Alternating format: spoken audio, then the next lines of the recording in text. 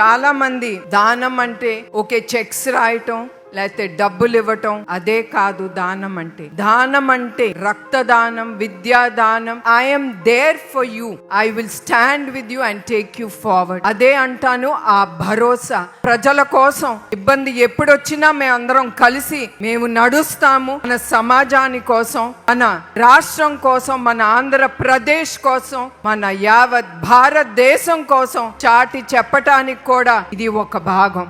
And especially volunteer, వాళ్ళు ఒక్కసారి పిలిపిస్తే మేమున్నాము మీకు అని మా ట్రస్ట్కి ఎప్పుడూ రెడీగా ఉంటారు వాలంటీర్స్. అందరికీ నా హృదయపూర్వక ధన్యవాదాలు, నమస్కారాలు. జై హింద్.